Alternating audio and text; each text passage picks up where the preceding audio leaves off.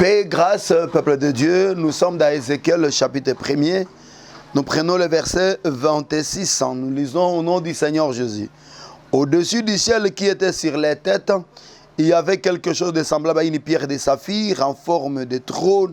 Et cette forme de trône apparaissait comme une figure d'homme placée dessus en haut.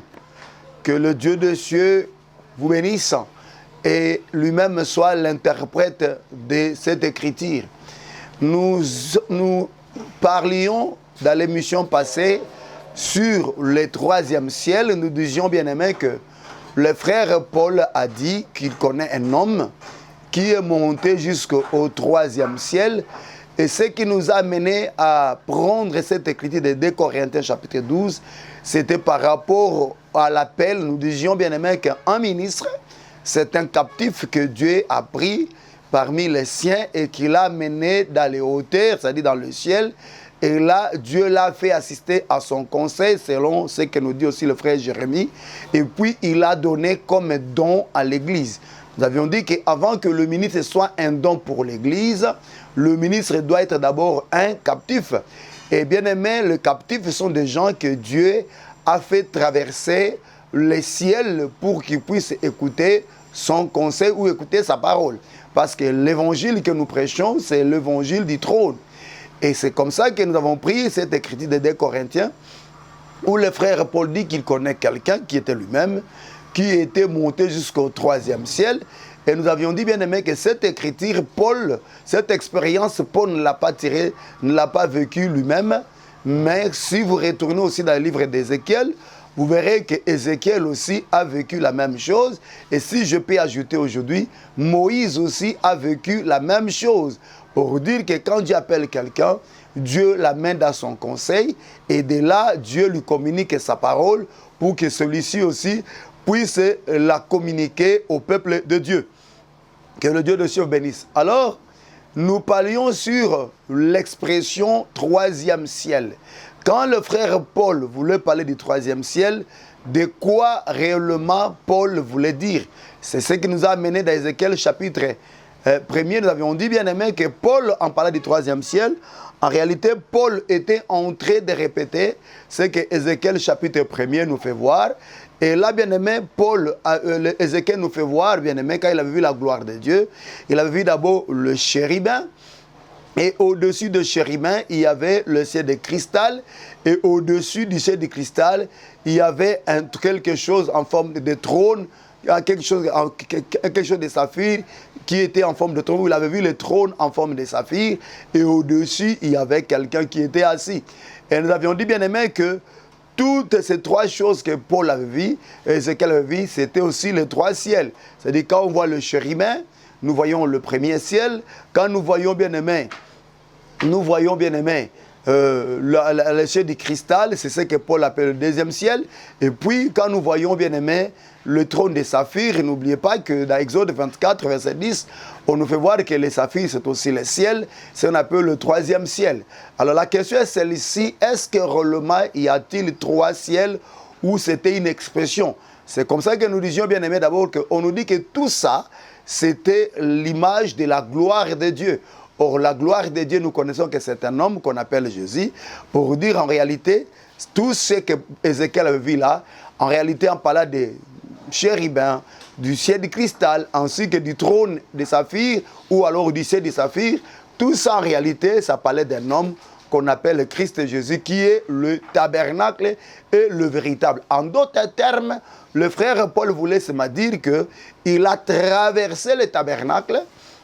Il a traversé le tabernacle pour écouter les choses ineffables. Pour dire qu'un véritable ministre doit d'abord traverser le tabernacle. C'était une expression pour dire seulement qu'il a traversé le tabernacle. Or, nous savons que le tabernacle dont nous sommes en train de parler ici, le véritable d'ailleurs, c'est lui-même Jésus-Christ. Donc, c'est Jésus qui est l'ensemble de tout ce que Paul voulait dire. Ou alors, dans un autre langage, Paul voulait se dire qu'il est entré dans le sang des saints. Ou alors, il est entré dans le sang des saints, parce que c'est dans le sang des saints que Dieu apparaissait à Moïse. Et c'est sur le chérubin que l'Éternel lui parlait. Et là, je vais vous amener dans Hébreux, chapitre 9, au verset 5. Là, vous verrez, bien aimé, vous verrez comment est-ce que le frère qui a écrit l'Épître aux Hébreux fait la description du tabernacle. Il dit que le tabernacle était subdivisé en deux parties. Il y avait le lieu saint et puis il y avait aussi le lieu très saint ou le saint des saints. Et dans le saint des saints, il nous fait voir, bien aimé, qu'il y avait, excusez-moi, le temps que j'arrange mon chrono. Dans le saint des saints, il nous dira qu'il y avait d'abord l'arche et au-dessus de l'arche, il y avait, bien aimé, les propitiatoires et au-dessus des propitiatoires, il y avait le chérubin. Et c'est là sur le chérubin, bien aimé, que Dieu avait parlé avec Moïse. Vous voyez que c'est la même chose. C'est-à-dire que vous voyez, c'est la répétition de la même chose. Nous voyons d'abord l'arche. Au-dessus de l'arche, il y a le propitiatoire. Et au-dessus des propitiatoires, il y a le chérubin. Or, en réalité, quand on parle de l'arche, ça parle de Christ et Jésus lui-même. Et quand on voit, bien aimé, le propitiatoire, c'est toujours Jésus-Christ qui nous rend propice devant Dieu. Et puis, bien aimé, quand vous voyez le chérubin, ici, on voit que le chérubin représentait le trône parce que c'est par là que Dieu parlait. C'est-à-dire qu'aller jusqu'au troisième ciel, c'est un langage prophétique, que c'est un langage, bien aimé, codé, qui devait être codé. Et c'est comme ça que nous disons qu'un ministre de Dieu, pour bien parler de la part du Seigneur, ça doit être quelqu'un qui doit monter, comme le Seigneur disait à Jean, monte ici. Vous verrez, quand vous lisez le livre de l'Apocalypse, vous verrez que Jean nous dit, si je peux prendre d'abord Apocalypse chapitre 4, verset 1er, nous lisons au nom du Seigneur Jésus, Apocalypse 4, verset 1er, que nous dit la parole. Après cela, j'ai regardé, et voici une porte était ouverte dans le ciel. La première voix que j'avais entendue comme le son d'une trompette et qui me parlait dit, monte ici, je te ferai voir ce qui doit arriver dans la suite. Vous voyez, ici on a dit à Jean de monter dans le ciel, afin qu'on puisse lui montrer les choses qui doivent arriver dans la suite. Vous voyez que c'est la même expérience. Ce que Moïse a connu, ce que Ézéchiel a vécu, ce que Pierre a expérimenté, c'est la même chose que Jean aussi nous dit. C'est-à-dire que le ministère, un ministre, c'est quelqu'un que Dieu amène dans le ciel, amène dans les hauteurs pour écouter l'ainsi par l'Éternel. C'est par là que j'ai toujours dit que je n'ai jamais eu quelque chose contre ceux qui servent Dieu par conviction, mais moi je crois que le ministère, c'est un problème d'appel. Et un vrai ministre, c'est quelqu'un que Dieu a pris et l'a mené dans son conseil et il a écouté vraiment il a écouté vraiment l'ainsi parle l'Éternel. Que Dieu soit loué. Maintenant, bien aimé, nous allons continuer aujourd'hui. Nous allons expliquer d'abord sur le pourquoi de chérubin, parce que dans un autre langage, nous disions que le chérubin, c'était Jésus-Christ. Hein, et le chérubin qui avait 4 faces. Il y avait la face du lion, il y avait la face de bœuf, la face de serviteur et de la face de l'homme ainsi que la face de l'aigle qui vole. Nous avions dit, bien aimé, que toutes ces 4 faces ne parlaient que de 4 dimensions de Jésus. Jésus comme le roi, Jésus comme le serviteur, Jésus comme le prophète et Jésus comme Dieu. Tout ça, on a vu ça, mais on va continuer aujourd'hui sur le pourquoi des chérubins. D'abord, le pourquoi des chérubins, et puis nous allons voir le pourquoi des cristal, et puis le pourquoi des saphirs, et je crois ça va nous aider, on va ajouter quelque chose, et puis si on aura le temps, alors nous retournerons dans ce que nous disions, parce que c'était une parenthèse qu'on avait ouverte, mais qui nous a pris toute une émission, qui nous a pris des émissions, et après nous retournerons dans ce que nous disions que le ministre doit savoir que le verbe entendre et le verbe voir marchent de pair, ou alors dans le domaine de la révélation, l'œil et l'oreille sont des frères, sont des jumeaux, et bien aimés, ils ne se séparent pas. Donc celui qui entend doit aussi voir. C'est comme ça que Job dira que j'ai entendu parler de toi, maintenant mes yeux t'ont vu. Que le Dieu de cieux soit loué. Mais nous retournons d'abord, bien aimés, sur le pourquoi des chérubins. Et là, nous allons prendre, bien aimé, nous allons prendre le livre des Nombres, je m'excuse, Nombre chapitre 7. Nombre chapitre 7, nous prenons le verset 89. Nombre chapitre 7, nous allons lire au nom du Seigneur Jésus que nous dit la parole. C'est le dernier verset. On dit ceci: lorsque Moïse entrait dans la tente d'assignation pour parler avec l'Éternel, il entendait la voix qui lui parlait du haut du propitiatoire, placé sur l'arche du témoignage, entre les deux chérubins. Il parlait avec l'Éternel. On nous fait voir ici, bien-aimé, que lorsque Moïse entrait dans le Saint des Saints, c'est ce que Paul a voulu dire. Quand Paul dit que je connais quelqu'un qui est monté jusque dans le troisième ciel, il voulait seulement dire qu'il était parti jusque dans le Saint des Saints. Et ici, bien-aimé, on dit que lorsque Moïse entrait dans la tente d'assignation pour parler avec l'Éternel, il attendait la voix qui lui parlait du haut du propitiatoire, placé sur l'arche du témoignage, entre les deux chérubins, et il parlait avec l'Éternel. On nous fait voir ici, bien aimé, que l'Éternel parlait à Moïse du haut du propitiatoire, placé sur l'arche du témoignage, entre les deux chérubins. C'est-à-dire, bien aimé, en voyant le chérubin, ici nous voyons le trône. C'est-à-dire, bien aimé, en voyant le chérubin, nous voyons le trône. Et bien aimé, c'est là que l'Éternel parlait avec Moïse. En réalité, dans le langage de chérubin, quand le frère, le bien-aimé Ézéchiel, Dieu lui a montré le chérubin, dans un autre langage, le Seigneur voulait souvent lui parler du trône. Quelqu'un va me dire, mais déjà on parle du trône du saphir, et on parle encore du ciel du cristal, et on dit en dessous il y avait le chérubin. Oui, en réalité, le chérubin, en voyant le chérubin, c'était seulement un langage pour parler du trône. Et bien aimé, on peut prendre cette écriture. Nous sommes dans le livre d'Apocalypse, chapitre 4. Nous allons lire au nom du Seigneur Jésus. Apocalypse chapitre 4, que le Dieu de cieux nous bénisse. Apocalypse chapitre 4, on dit ceci. Je vais lire au nom du Seigneur Jésus. Ici, le frère Jean est en train de nous parler du trône. Et en parlant du trône, au verset 6, il dit ceci: il y a encore devant le trône comme une mer de verre, semblable à du cristal. Maintenant, la deuxième partie du verset 6, au milieu du trône et autour du trône, il y a 4 êtres vivants remplis Dieu devant et derrière. Vous voyez ce que Jean dit? Il dit quoi? Au milieu du trône et autour du trône, il y a 4 êtres vivants remplis Dieu devant et derrière. C'est-à-dire que quand Paul, Ézéchiel, Dieu l'avait montré les chérubins, ou alors quand Paul dit qu'il connaît quelqu'un qui était allé jusqu'au 3e ciel, là il y a d'abord la pensée du trône. Pour dire que l'évangile que nous écoutons, c'est l'évangile du trône. En réalité, le Saint des Saints, c'était la demeure de Dieu, ou le Saint des Saints, c'était le lieu de son trône. Voilà pourquoi il a fallu que Jésus-Christ puisse, bien aimé, mourir à la croix, et que le voile puisse se déchirer du haut en bas.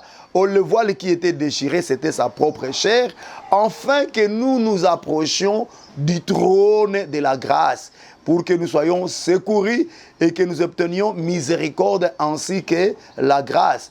Et vous verrez bien aimé que le voile qui était séparé en deux, c'était la propre chair de Jésus, ou son propre corps. Et le trône où nous approchons, ce trône n'est pas une autre personne, c'est Jésus-Christ lui-même. N'oubliez pas bien aimé que dans Ézéchiel 43 verset 7, le Seigneur il dit au Fils de l'homme qui est Ézéchiel, Fils de l'homme, c'est ici le lieu de mon trône et le lieu de mon marchepied, c'est ici le lieu de mon trône et de marchepied. Or, ici, le lieu il était de démontrer, c'était le tabernacle, et ce tabernacle-là, c'était Jésus-Christ lui-même, pour dire que la pensée qui était derrière le chérubin, en réalité, c'est la pensée seulement du trône, pour dire que l'évangile que nous écoutons, c'est l'évangile qui vient du trône. Voilà pourquoi il est écrit que d'Éden sortait un fleuve, et ce fleuve arrosait le jardin. Or, je vous avais dit que quand on parle d'Éden ici, nous voyons aussi le trône, nous voyons l'Éternel lui-même, et c'est de lui bien-aimé que vienne la parole, et comme nous dit aussi Apocalypse chapitre 22, verset 1er, si vous voulez que nous puissions encore vous relire, on dit, il me montra un fleuve d'eau de la vie, limpide comme du cristal, qui sortait du trône de Dieu et de l'agneau. Vous voyez? C'est-à-dire que dans la pensée qui est derrière le chérubin, il y avait plus la pensée du trône. Et quelqu'un va me dire, y a-t-il moyen que vous puissiez nous donner un autre témoin? Il y a plusieurs témoins bien-aimés dans la Bible. Il y en a plusieurs, je ne sais pas si on peut vous les donner tous, toutes plutôt, il y a tous plutôt, mais nous allons prendre quelques témoins. Nous prenons 1 Samuel chapitre 4, verset 4. 1 Samuel chapitre 4, verset 4, nous lisons au nom du Seigneur Jésus-Christ. 1 Samuel 4, verset 4. Excusez-nous, 1 Samuel, nous avons une Bible à papier avec nous. Nous aimons plus la Bible à papier. Ce n'est pas une loi, mais c'est une préférence pour nous. 1 Samuel chapitre 4, verset 4. Nous lisons au nom du Seigneur Jésus. On dit ceci, le peuple envoya à Silo, d'où l'on apportait l'arche de l'alliance de l'Éternel des armées, qui siège entre le chérubin. Les deux fils d'Élie, Ophni et Phiné, étaient là avec l'arche de l'alliance de Dieu. Vous voyez? Ici, on nous dit bien aimé que l'Éternel siège entre le chérubin. Vous voyez? C'est là où l'Éternel siège. On dit, au milieu du trône et autour du trône, il y avait les 4 êtres vivants. Pour dire que c'est là où l'Éternel siège. C'est-à-dire qu'en voyant d'abord le chérubin, que on peut appeler par le premier ciel, c'était seulement un langage du trône de l'Éternel. Oui, c'est seulement un langage du trône de l'Éternel. Il n'est pas dit qu'il y a le de firmament, première couche de firmament, deuxième couche de firmament, troisième couche de firmament. Non, non. C'est un langage seulement, bien aimé, pour parler du trône. Quand on voit d'abord le chérubin, ici on voit le trône. Si vous voulez, on peut ajouter encore une autre écriture. Nous prenons le livre des psaumes 99, le verset 1er. On prend celui-là et puis on va passer à autre chose. Psaume 99, verset 1er. Psaume 99, verset 1er, qui nous dit la parole du Seigneur. Psaume 99, verset 1er. Il est écrit, l'Éternel règne, le peuple tremble, il est assis sur le chérubin, la terre chancelle. Vous voyez? On nous fait voir ici que l'Éternel, on dit, est assis sur les chérubins. C'est-à-dire, bien aimé, les chérubins sont son trône. Vous voyez? Je vous disais qu'il y a plusieurs écritures. Bien aimé, ces écritures sont légion dans la Bible. Donc, il y a plusieurs écritures qui nous démontrent que, en réalité, le chérubin était le trône de Dieu. C'est sur le chérubin que l'Éternel était assis. Donc, bien aimé, je vous disais que dans le langage, quand Paul disait que je connais quelqu'un qui est monté jusqu'au 3e ciel, en réalité, Paul voulait se dire qu'il avait traversé le Saint des Saints. Et puis, bien aimé, en faisant ces mouvements, Paul n'était pas le premier. Il y a Moïse qui a fait ce mouvement aussi. Il y a Ézéchiel qui a fait ce mouvement. Mais c'est le Seigneur Jésus-Christ lui-même qui les a montrés, ces mouvements, parce que lui a fait ces mouvements. Quand vous prenez le livre d'Hébreux, Hébreux chapitre 9, que Dieu me fasse grâce que cette écriture, je la trouve. Hébreux chapitre 9, que Dieu soit loué, nous lisons au nom du Seigneur Jésus. Hébreux chapitre 9, verset 11, on dit, mais Christ est venu comme souverain sacrificateur des biens à venir. Christ est venu comme souverain sacrificateur des biens à venir. Il a traversé le tabernacle le plus grand et plus parfait qui n'est pas construit des mains d'hommes, c'est-à-dire qui n'est pas de cette création. Vous voyez? On dit Jésus-Christ comme souverain sacrificateur des biens à venir. Il a traversé le tabernacle le plus grand. Le tabernacle le plus grand, je m'excuse, et plus parfait qui n'est pas construit des mains d'hommes. C'est-à-dire qui n'est pas de cette création. Mais quel est ce tabernacle-là? qui n'est pas de cette création et qui n'est pas construit d'un main d'homme, si ce n'est que lui-même, Jésus-Christ. Vous voyez, c'est-à-dire quand on dit qu'il a traversé le tabernacle plus grand et plus parfait, en réalité, il parlait de lui-même. C'est-à-dire qu'il est entré en lui-même. Donc ici, quand Paul dit que je suis allé jusqu'au 3e ciel, c'est ce que je disais la fois passée, Paul voulait seulement dire que j'étais parti en Christ. Et c'est en Christ, bien-aimé, que c'est en Christ que sont cachés tous les trésors de la sagesse et de la connaissance. Donc Paul ne pouvait aller qu'en Christ pour, bien-aimé, sucer, recevoir, écouter, manger, boire tous les trésors de la sagesse ainsi que de la connaissance. C'est comme ça que Paul, personne ne pouvait lui résister, parce que ce soit les épicuriens ou les stoïciens, parce que la sagesse qui sortait de sa bouche, c'était la sagesse qui vient d'en haut.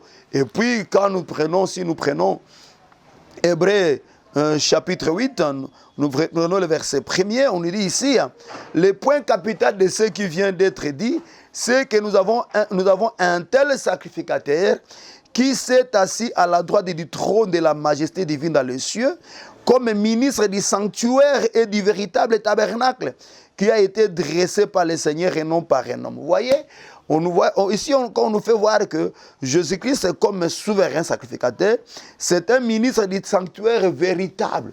Oh, le sanctuaire véritable, ici, c'est lui-même d'abord. C'est là que, bien aimé, que lui c'est là où il est assis à la droite du trône. Quand on dit à la droite du trône, ce n'est pas dit qu'il y a un trône et puis il y a un côté droit. Non, la droite, ça passe de la puissance. C'est-à-dire qu'il est assis à la puissance du trône. C'est-à-dire c'est le tout-puissant, c'est le véritable Dieu, c'est le Dieu véritable qui est sur son trône. Vous voyez? Donc, en réalité, quand le frère Paul dit que je connais quelqu'un qui est monté jusqu'au 3e ciel, c'est un langage pour dire qu'il a traversé le tabernacle. Et le pourquoi des chérubins, bien-aimés, nous disons, bien-aimés, quand nous voyons le chérubin, nous voyons d'abord les trônes. Donc, nous sommes appelés à nous approcher du trône. Frères bien-aimés, vous voulez parler de la part de Dieu, vous voulez expliquer au peuple de Dieu, bien-aimés, au peuple de Dieu, l'ainsi par l'Éternel, c'est auprès du trône que vous devez vous ressourcer. Parce que si vous n'allez pas vous ressourcer auprès du trône, vous risquerez de parler aux hommes de choses séculières. Parce qu'en réalité, le témoin fidèle qui donne la nourriture convenable, autant c'est le Saint-Esprit. Or, le Saint-Esprit, c'est Dieu lui-même. C'est comme ça qu'il est écrit que celui qui a des oreilles écoute ce que l'Esprit dit aux églises. Or, le Saint-Esprit, c'est celui qui est sur le trône. Voilà pourquoi nous approchons toujours du trône, l'implorer, l'invoquer, afin que nous donne l'ainsi par l'Éternel. Je crois qu'il y a beaucoup de choses à dire là-dessus, mais bien aimé, il y a plusieurs témoins par rapport au chérubin, par rapport au trône, mais je crois que ce que nous avons donné est suffisant. Et puis n'oubliez pas que dans Isaïe 66, verset 1er, et le frère Isaïe, le Seigneur dit à travers le frère Isaïe que le ciel est mon trône. Or, le ciel dont on parle ici, c'est l'homme, c'est l'époux, c'est Jésus-Christ. Parce que c'est le ciel qui répand la pluie, c'est Ésaïe 45, verset 8. C'est le ciel qui répand la pluie et les nuées laissent couler la pluie et la terre s'ouvre afin que l'eau de pluie qu'avait versé, bien-aimé, le ciel et que les nuées ont laissé couler puisse entrer dans la terre et germer afin que les salis y fructifient et qui sortent la délivrance. Or, nous savons ici que le ciel dont on a parlé qui est l'époux, c'est Jésus-Christ, et la terre, et c'est son épouse qui est l'Église, et les nuées qui laissent couler, bien-aimés, la pluie, ce sont les prophètes. Vous voyez, bien-aimés. Donc, le ciel, c'est Jésus-Christ, même comme le trône. Or, on nous dit que le trône, c'était le chérubin. Pour dire que c'est Jésus-Christ qui est le véritable chérubin. C'est comme ça qu'on a dit que tous les 4 chérubins, en réalité, ne parlaient que de Jésus-Christ sous ses facettes. Voilà pourquoi un ministre de la parole doit faire la découverte avec Jésus. Et c'est là où parfois ça m'étonne, hein, Vous voyez, vous écoutez souvent nous avons l'habitude d'écouter ce genre de personnes. Vous allez voir quelqu'un qui vous dit que voilà, le Seigneur Jésus m'est apparu dans ma chambre. Vous voyez, quand Dieu m'a appelé au ministère, j'avais vu Jésus, oui. Mais oui, c'est bien tout ça. Mais lorsqu'il t'est apparu dans ta chambre, qu'est-ce que réellement il t'a dit? Parce que le jour qu'il est apparu plutôt à Jérémie. Il lui a dit, est-ce que tu vois? Jérémie lui a dit, je vois la branche de l'amandier. Et il lui dira que je vais sur ma parole. Et il lui dira que je te fais prophète des nations. Le jour qu'il est apparu encore à Daniel le bien-aimé, il lui a révélé les 70 semaines d'Israël. Quand il est apparu à Paul, il lui a dit que je te fais ministre et témoin pour les choses pour lesquelles je t'ai apparu et pour lesquelles je t'apparaîtrai. Maintenant, vous qui dites aussi que le Seigneur s'était révélé à vous dans votre chambre, la chose était venue du ciel comme ça, c'est pas mauvais, mais qu'est-ce que le Seigneur vous a dit? Ça, c'était, bien aimé, le pourquoi des choses. Maintenant, nous allons poser la question. Si c'est ça le trône, or le ciel c'est le trône, maintenant pourquoi encore le ciel du cristal? Pourquoi le Seigneur parle encore du cristal? Ça, c'était seulement le langage. En parlant du cristal, le Seigneur voulait seulement nous dire que son trône est limpide. Son trône est clair. Dans son trône, bien-aimé, ou sur son trône, il n'y a pas, bien-aimé, il n'y a pas d'impureté, il n'y a pas de mélange.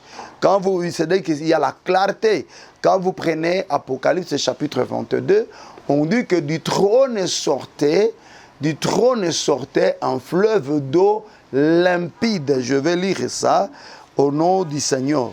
Il me montra un fleuve d'eau de la vie, limpide comme du cristal, qui sortait du trône de Dieu et de l'agneau. Vous voyez, ici il y a l'aspect limpide. Il y a l'aspect clarté, il y a l'aspect clair. C'est quelque chose qui est limpide, c'est quelque chose qui est clair, c'est quelque chose qui n'a pas de mélange, c'est quelque chose, bien aimé, qui est éclatant. C'est comme la lumière du jour. Vous voyez? C'est comme la lumière du jour. Pour dire en réalité, c'est sur le trône, bien aimé, qu'est sortie la lumière. Voilà pourquoi dans Matthieu, chapitre 17, Jean et les autres ne pouvaient que voir Jésus comme le soleil éclatant, pour parler aussi, bien-aimé, de la pureté, ou bien-aimé, ou parler encore de la clarté, ou de la clarté du trône. Donc, vous voyez, c'est-à-dire que, quand nous allons, c'est-à-dire pour dire que dans le ciel, il n'y a pas l'impureté. Et l'évangile qui vient du ciel, c'est un évangile qui n'est pas impropre, malpropre. C'est un évangile qui n'est pas malpropre, mais c'est une parole qui est pur. Voilà pourquoi quand l'homme de Dieu quand un homme de Dieu communique l'enseignement, ce qu'on doit entendre ou ce qu'on doit voir de cet enseignement, c'est aussi la pureté. Un évangile qui n'amène pas la clarté, un évangile qui n'est pas limpide et qui n'est pas pur, là ça devient un problème. Et ça, bien aimé, c'était pourquoi le ciel de cristal, c'est pour montrer seulement la pureté du ciel. C'est-à-dire la pureté de notre Jésus. Parce que le ciel, c'est notre Jésus-Christ lui-même. Notre Seigneur, il est lui-même pur. Et ceux qui le servent doivent être aussi purs pour être des vases d'honneur. Et son évangile est aussi pur. Mais on dit qu'au-dessus de tout, il y avait le trône de saphir. Mais dans Exode 24, verset 10, on dit qu'il y avait quelque chose de trône, il y avait un trône de saphir. Mais quand vous allez d'Exode 24, verset 10, là on nous dit que sous ses pieds, il y avait quelque chose de saphir, comme le ciel dans sa pureté. Pour dire, bien aimé, le trône de Dieu aussi, c'est la pureté. Or, le trône de Dieu, c'est sa parole aussi. Donc, Dieu demeure dans la pureté de sa parole. Donc, je voulais quand même expliquer ça, cette parenthèse-là, et je la ferme, parce que là, il me reste quelque chose 15 minutes. Donc, je la ferme, bien aimé, pour parler du troisième ciel, je crois, au jour du Seigneur, lorsque le Seigneur nous fera grâce pour parler du troisième ciel, on en parlera. Mais je voulais seulement attirer votre attention. Et ne croyez pas à cet enseignement qui vous dit que le premier ciel sont des firmaments, le deuxième ciel c'est le trône des cieux, c'est le siège des monts, et puis le troisième c'est là où Dieu demeure. Non, ça c'est faux, ça n'a rien de scripturaire, ça n'existe pas dans la parole. Ce sont des pensées humaines qui n'ont rien à voir avec la parole du Seigneur. Que le Seigneur de gloire vous bénisse. Maintenant, nous retournons à ce que nous disions. Nous disions, bien aimé, que le ministre, quand il est en train d'enseigner, il doit savoir, bien aimé, avant d'interpréter, parce que nous étions dans le domaine de l'interprétation, nous disions ce que le ministre doit connaître. Bien aimé, dans le domaine de l'interprétation, parmi les choses que le ministre doit connaître, il doit savoir, bien aimé, que entendre et voir, bien aimé, sont deux verbes jumeaux qui marchent dans le monde de la révélation. C'est-à-dire, un ministre, ça doit être quelqu'un qui a la capacité d'entendre ce que Dieu dit et de voir la représentation divine. Je vais prendre le devin Balaam, excusez-moi de le prendre. Nous sommes dans le livre des Nombres, Nombres chapitre 24. Nombres chapitre 24, et que le Dieu de cieux vous bénisse. Je prends le devin Balaam. Écoutez ce que Balaam dit. Nombre 24, verset 15. Balaam prononça son oracle et dit, parole de Balaam, fils de Béor, parole de l'homme qui a l'œil ouvert, parole de celui qui entend les paroles de Dieu, de celui qui connaît les choses, connaît les desseins du Très-Haut, de celui qui voit la vision du Tout-Puissant, de celui qui se prosterne et dont les yeux s'ouvrent. Vous voyez, bien aimé, pour connaître les desseins de l'Éternel. Donc la connaissance des desseins de l'Éternel passe aussi, bien aimé, par la clairvoyance du ministre ainsi que l'entendement. C'est-à-dire que le ministre, ça doit être quelqu'un qui est capable d'entendre et de voir Dieu. D'entendre et de voir Dieu. C'est comme ça que Jean nous dira aussi, dans le livre d'Apocalypse, chapitre 1er, je vais lire au nom du Seigneur Jésus, Apocalypse chapitre 1er, que le Dieu de cieux bénisse. Apocalypse chapitre 1er, nous lisons au nom du Seigneur Jésus. Il est écrit au verset 10, Apocalypse 1er, verset 10, je m'excuse. Je fus ravi en esprit au jour du Seigneur. J'entendis derrière moi une voix forte comme le son d'une trompette. J'entendis.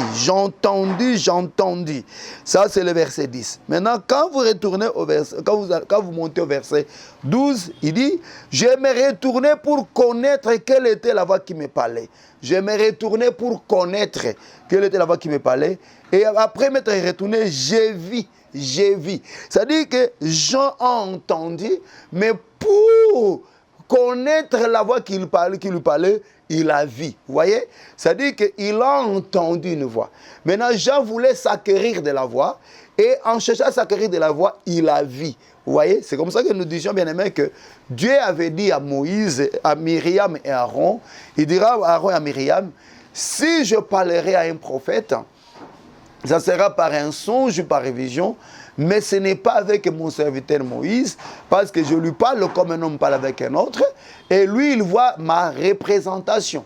C'est-à-dire que, bien aimé, le ministre, avant d'interpréter la parole, parmi les choses que le ministre doit mettre dans sa tête, il doit savoir qu'un ministre doit avoir la capacité d'entendre Dieu, de le voir, d'entendre les Écritures et de voir les Écritures. C'est-à-dire d'entendre la révélation cachée derrière les Écritures et voir cette révélation. Parce que la révélation cachée derrière les Écritures, c'est aussi une Écriture. Donc le ministre doit avoir cette capacité. C'est comme ça que le frère Ésaïe aussi, dans Ésaïe 50, verset 40, il dira, Ésaïe 50, verset 40, nous lisons au nom du Seigneur Jésus, Ésaïe 50, verset 40, que nous dit la parole.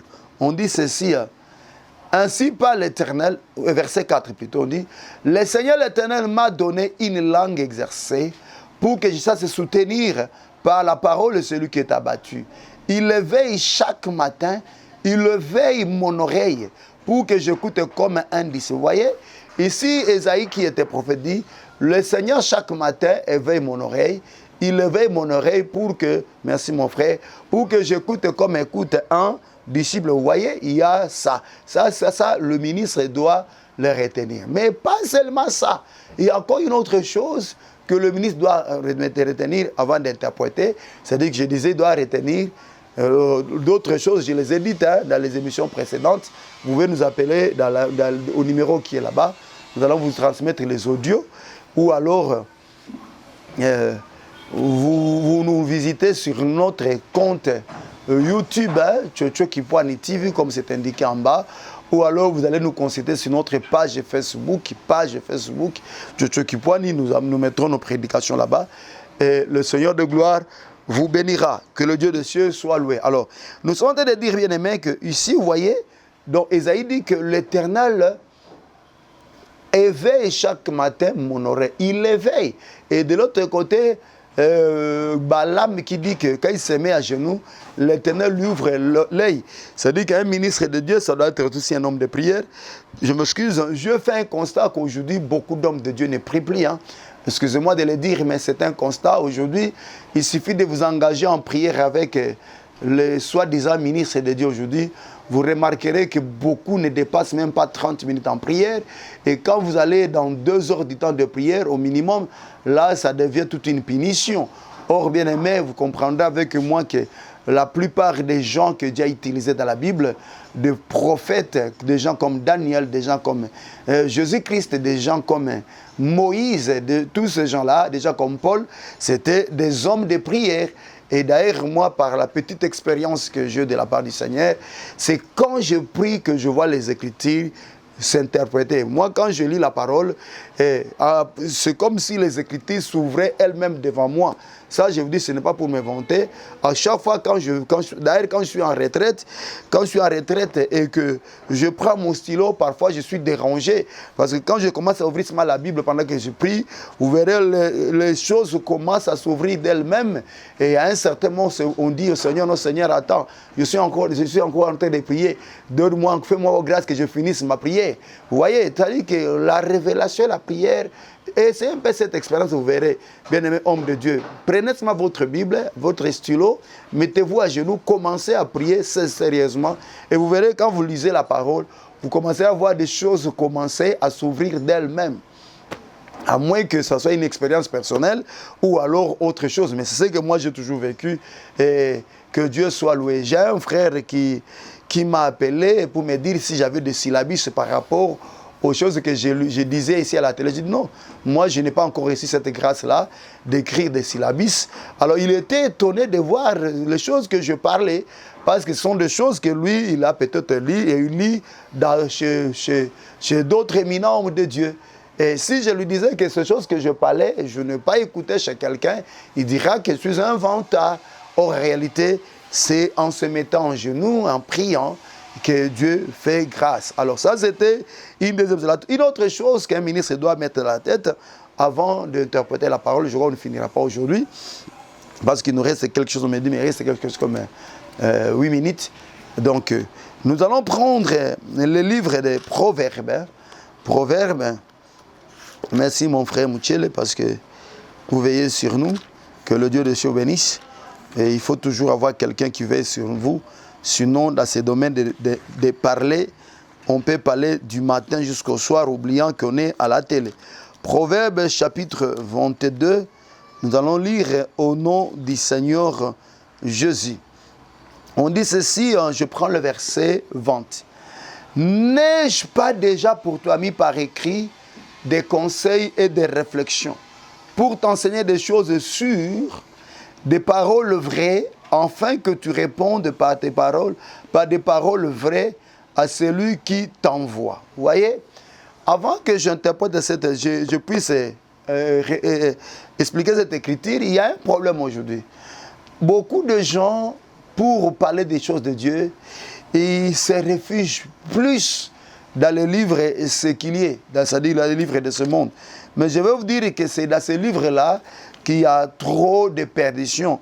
La plupart des fausses interprétations, surtout sur le plan prophétique. Vous savez, beaucoup de choses qui se sont prêchées dans nos assemblées et qui continuent à se prêcher dans nos assemblées, c'est juste parce que les gens, au lieu de lire la parole, ils ont pris du temps à écouter et à lire des livres, des ouvrages, des personnages, des hommes, des ouvrages séculiers.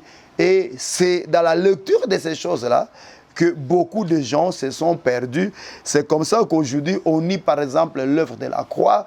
On continue à prêcher aux enfants de Dieu la condamnation, pendant qu'il est écrit qu'il n'y a plus de condamnation pour ceux qui sont en Christ Jésus. Vous verrez quelqu'un qui vous dit qu'il a 40 ans de ministère. Il a fait 5 ans à l'université. Il a fait la théologie, il a fait 5 ans de théologie. D'ailleurs, 5 ans CP, il vous dit qu'il est docteur en théologie. Et à part doctorat en théologie, il a 35 à 40 ans de ministère. Il a une grande assemblée de 10 000 personnes, 20 000. Mais quand vous le suivez, vous sentez qu'il ne maîtrise même pas l'œuvre de la croix. Quand il ouvre la bouche, c'est plus un théologien qu'un bibliste. Tout ça pourquoi?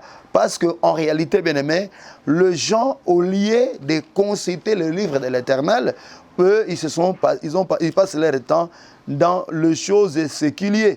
Et pas seulement ça. Vous verrez encore, quand vous prenez le livre de Colossiens, le frère Paul est en train d'avertir l'Église par rapport aux gens qui s'abandonnent à leur vision. C'est-à-dire qu'il y a beaucoup de gens, au lieu de prêcher la parole, ils sont plus dans des visions trompeuses qu'eux-mêmes connaissent l'origine. Ils se fient plus dans leurs fausses visions, dans leurs faux songes, et ils croient que leur vision et leurs songes, bien aimés, remplaceront la parole. Oui, nous n'oublions pas que Dieu peut vous parler, mais tout ce que Dieu vous parle doit être conforme aux Écritures. Si quelqu'un commence à vous dire que ce que je vous dis là, j'ai reçu ça par révélation, on n'en disconvient pas.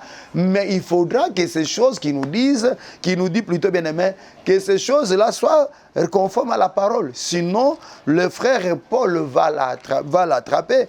Parce que le frère Paul dit ceci, que si quelqu'un, quand vous prenez Galates chapitre 1er, il dit ceci, au verset 8, mais quand nous-mêmes, quand un ange du ciel annoncerait un autre évangile que celui que nous vous avons prêché, qu'il soit anathème.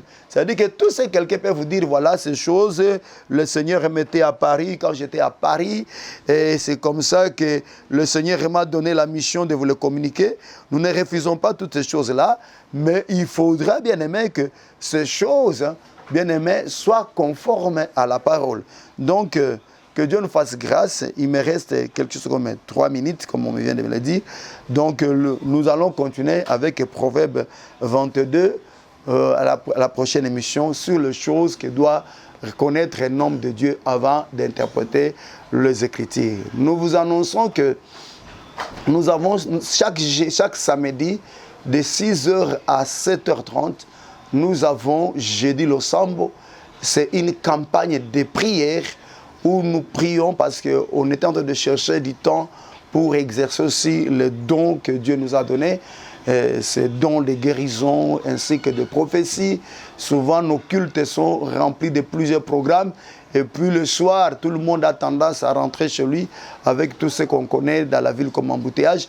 C'est comme ça, bien aimé, que chaque samedi de 6h à 7h30, que vous soyez à Tchangou, à Lukunga ou partout, vous pouvez venir. Je connais une famille qui quitte Ngaba. Ils m'ont dit qu'ils se réveillent à 5h20, 5h30 pour arriver à Kitega.